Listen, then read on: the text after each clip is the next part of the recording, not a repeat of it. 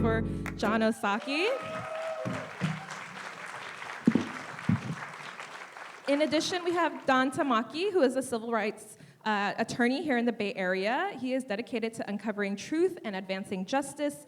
In 1983, he was part of the legal team that overturned the Korematsu decision, revealing government suppression and evidence that led to the incarceration of 120,000 Japanese Americans during World War II, including his own family.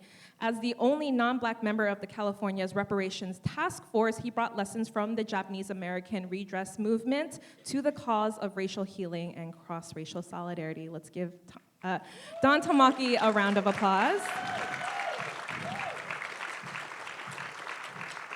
And last but not least, we are so pleased to have Pastor Michael McBride. Pastor Mike is a San Francisco native and lead pastor of the Way Christian Center in West Berkeley. He has a Master's of Divinity from Duke and over 20 years in ministry. Pastor Mike directs the Lifelines to Healing campaign. He leads faith congregations nationwide in addressing gun violence and mass incarceration, including here in Oakland. He is a co-founder of the Community Justice Reform Coalition and served on President Obama's Faith-Based Advisory Council. Let's give Pastor Mike a huge round of applause. And I will turn it over to our panelists. All right. Am I on? Can folks hear me okay? Okay. All right.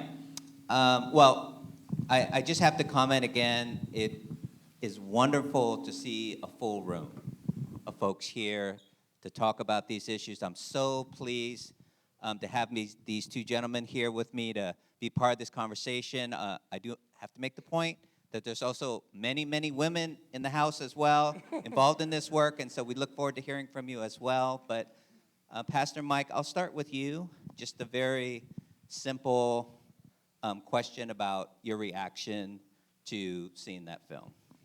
Well, it's great to be here, and certainly want to appreciate the invitation to be here by you and my guy Don. And my first reaction was a bit of sadness. I remember as a kid hearing about the reparations work and John Conyers. You know, when you're a kid, like you hear about these names, and then when Obama was the president, I met Sheila Jackson Lee, who was kind of taking on this baton from Senator Conyers because he was in, his golden years and just had retired from Congress. And now both of them have transitioned to be ancestors, and we're still having the same conversation.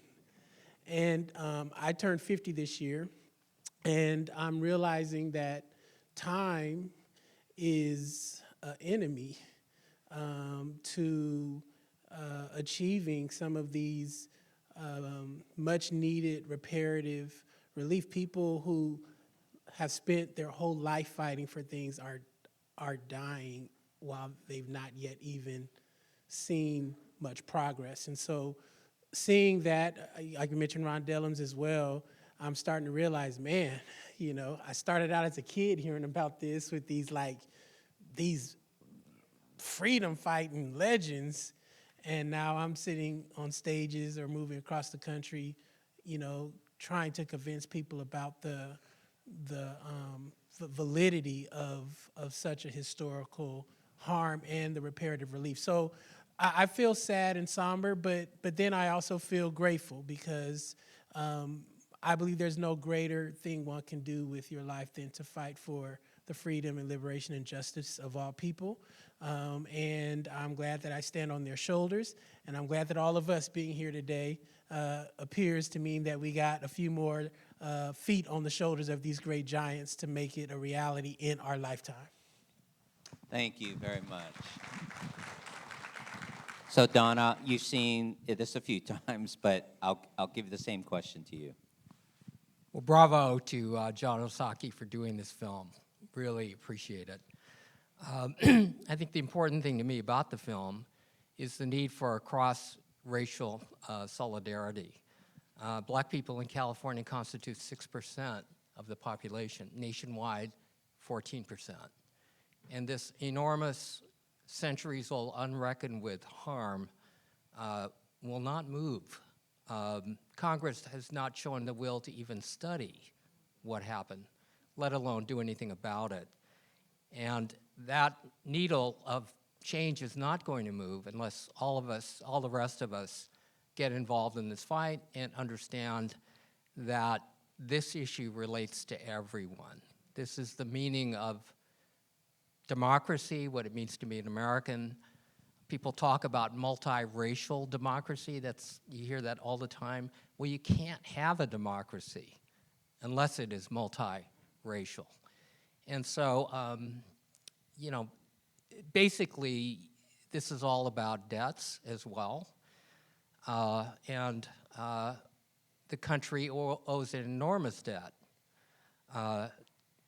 to enslaved people for 246 years that generated huge profits that the entire nation benefited from, except the victims.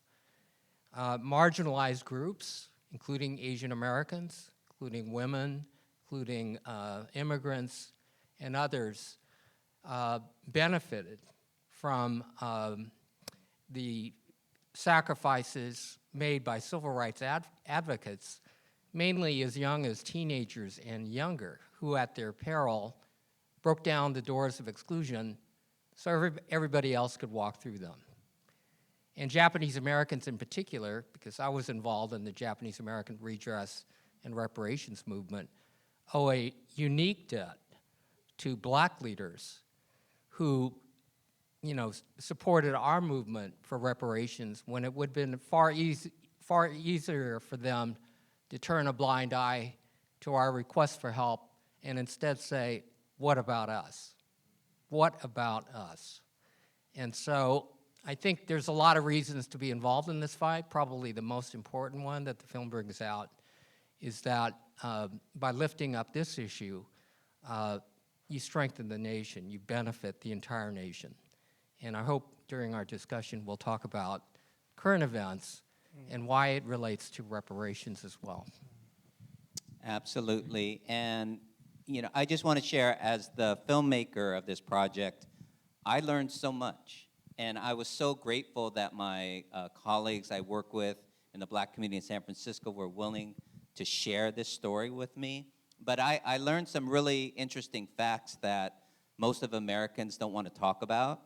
And the one that keeps sticking in my mind is the fact that communities of color in this country make up 34% of the entire nation's population, but collectively, not just single population, collectively, we own about 16% of the total wealth in this country.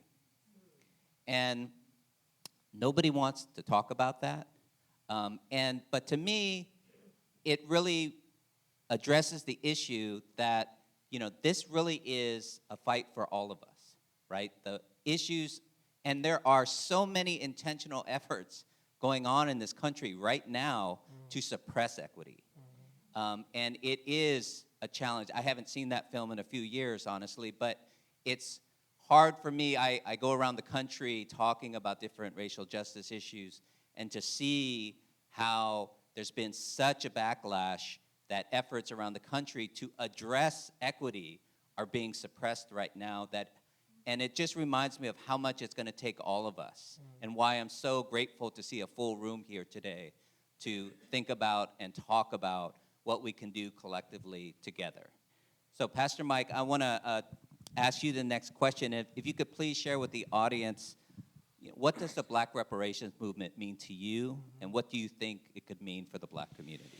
Well, I'll say, you know, one of the most important things that a multiracial movement for reparations will do for the kind of zeitgeist, the national consciousness related to Black people, is it will signal that this country believes Black people are worthy. Black people, I think, have our own internal, conversation and echo chamber reminding us of our worthiness. over and against a systemic and structural apparatus that consistently tells us we're not worthy. We're doing our own internal work, right, to keep our children and our families conscious that we are worthy. We are fully human, even if others don't see us as such. Even when it's easy to reduce our communities to some of the worst elements that get amplified in algorithms and news stories across the country. So we have in our own community our own fight to just maintain our humanity against this very well-resourced, structured, and intentional dehumanization apparatus, right? It would be amazing, though, to have people of every group and location and region say publicly, you're worthy. You may not be right all the time, but what human being is right all the time? You may not agree with everything all the time, but how many don't agree with yourselves most of the time, right? But being worthy to be protected, to be remunerated, to have your story and your experience validated in the public space without contestation. I believe it would help pull this country from the brink of collapse, which we are on today. Because you can't traffic a lie and claim to be a moral leader in the world. You just can't do it. It will collapse in on itself. So this notion of worthiness, Tanish Hollins, who's a great friend and comrade of ours in San Francisco, I never forget in some of our meetings, she said, reparations, the coalition, multiracial coalition movement of reparations would significantly enhance a national consciousness around worthiness in the black community, and that would impact all kinds of policy decisions. It would impact all kinds of economic conversations. It would impact all kinds of political decisions that are made. Now, within the black community, there are those, within the reparations movement for the black community, there are those who feel like we should only focus on a check being cut. And there are some folks who feel like, oh, we don't want to give black people any money because they're just going to go buy weed and 40 liters, they all got all these crazy things they're going to say. But so what? Like nobody tell you how to spend your money. Somebody say amen, right?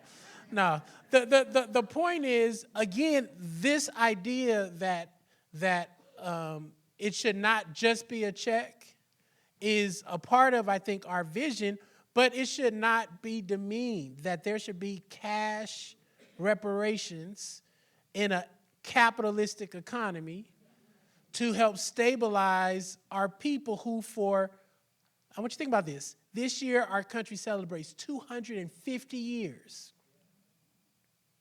For 246 years, this was before the country was ratified, we were enslaved. So we're celebrating a birthday, but literally denouncing as Jon has stated, the economic engine that this country was created. It literally caused this country to leapfrog other countries in Europe because of forced and free labor. There is an economic benefit, and I think Jon will talk about this perhaps a little bit more, but the United Nations have several criteria that talk about the vestiges of slavery, right? That there are impacts around slavery, those who are a part of the Caribbean. More enslaved folks were literally in other parts of South America, Central America, the Caribbean. Many of those individuals came to this country as immigrants and were ushered into the kind of structural exclusion that was extended from the Jim Crow, Jane Crow, chattel slavery, unbroken lineage of policy. It wasn't until the 1960s, less than 60 years ago that many black Americans in parts of this country could not even legally sign a deed to buy a home. I did a funeral of a member of my congregation. She was 84 years old. She moved. She joined my church in her 60s, so I met her as an older, golden, sophisticated black woman. I didn't know that at 8 or 9 years old in Little Rock, Arkansas, she helped to integrate a school. She died in her 80s. So there are still individuals who are alive today that were literally on the front lines of getting first access to a elementary school, a high school, loans. So for us in our community, the reparations movement has a whole gamut of reparative relief that needs to be on the table because we're worthy of it, right? Because we as a people, generally, we show up for everyone's struggle. People ask us to show up for their struggle. People have been asking us to show up like Donald Trump voters be asking us to show up today. We be like, we told you not to vote for this guy. I know, Pastor Mike, but can you show up anyway and put your bodies on the line to help us get this guy out of here? And you know, more often than not, we show up. Why? Because this is what Dr. Martin Luther King says. We are all tied in a single garment of interrelatedness. What affects one of us directly affects all of us indirectly. The reparations movement in the black community must take housing. It must take structural exclusion. It must take economic and cash relief. It must roll back the residual impacts of discrimination and exclusion in all of its forms. And I do believe the more that we have who buy into all of the vestiges, all of the reparative relief, it frees us to continue to have the conversations we need to have about the way this country continues to prey upon all of us who don't fit in a very small, limited category of who's worthy in this country. Yes. Yes. Thank you. You know, as you were talking, I'm thinking about how those who benefit from systemic racism in this country are very intentional about trying to divide us, right? They don't want us working together because they saw in the 60s what that could lead to.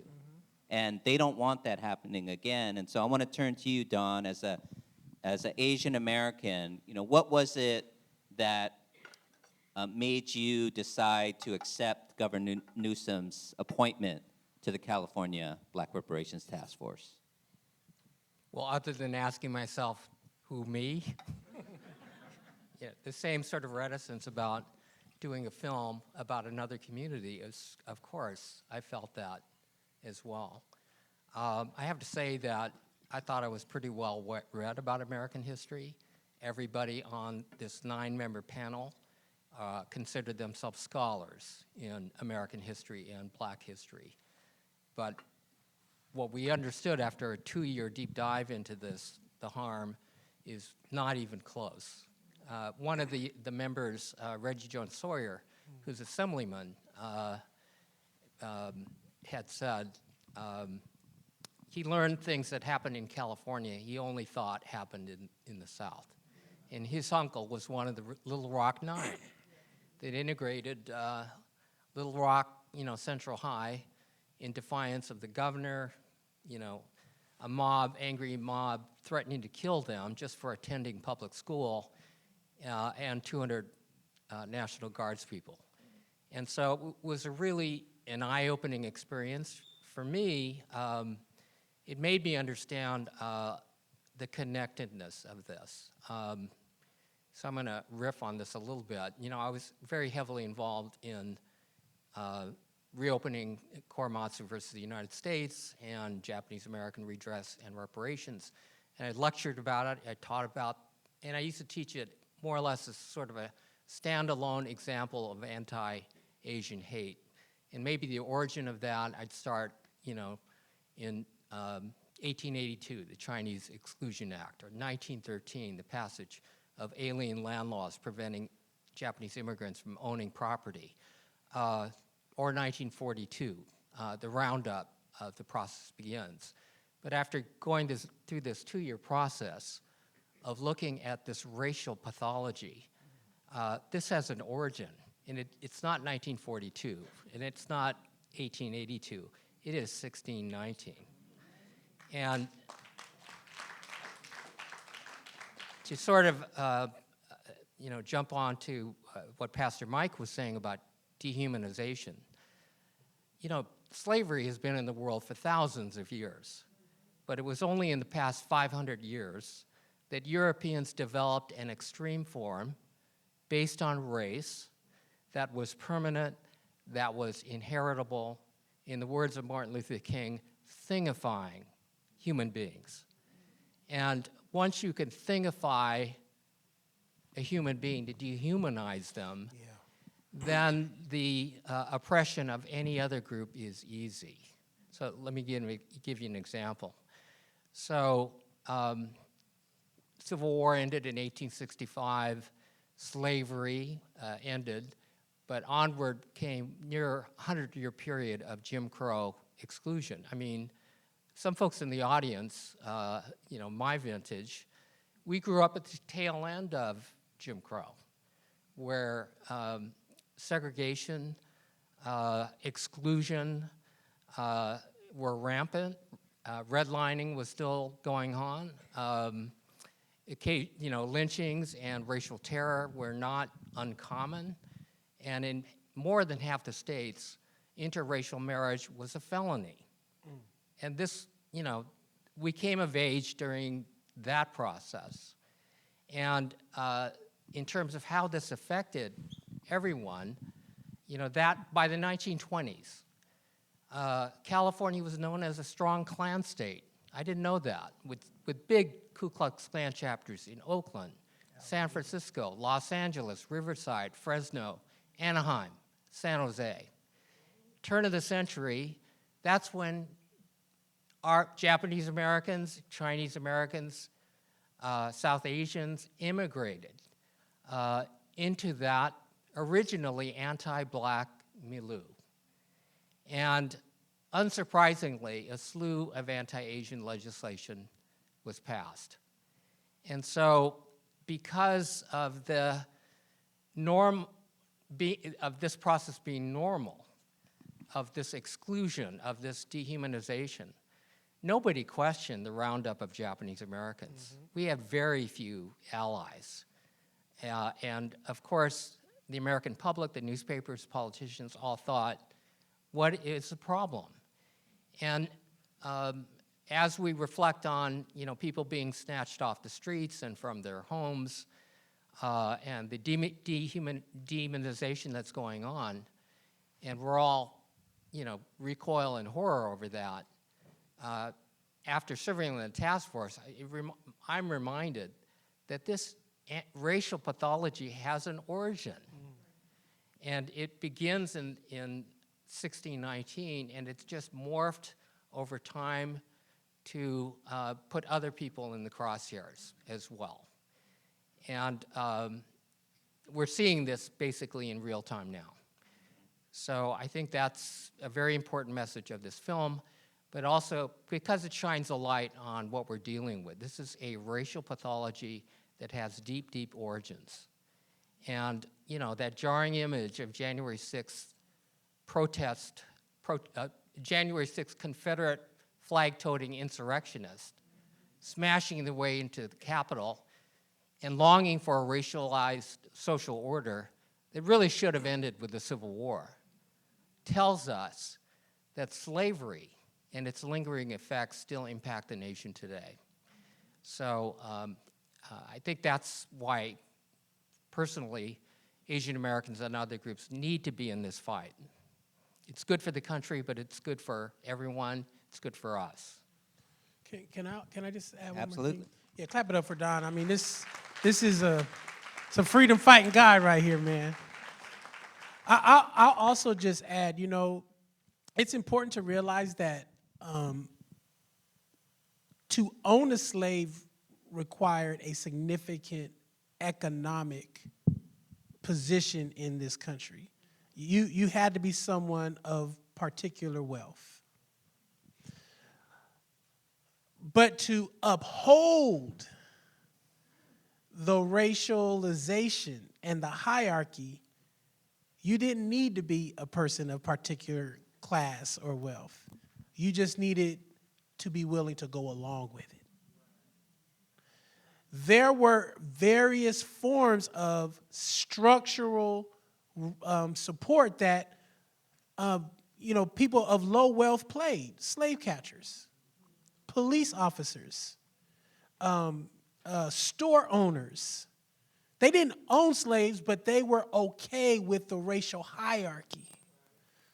So now let's look at what's happening today. Some of these folks are not responsible for passing these terrible laws related to immigration. Many of us are trying to fight against some of this anti-immigrant laws. But too many people are willing to go along with it, right? Being willing to be compensated to be a spoke in the wheel to maintain the hierarchies of race, of phenotype, of national origin.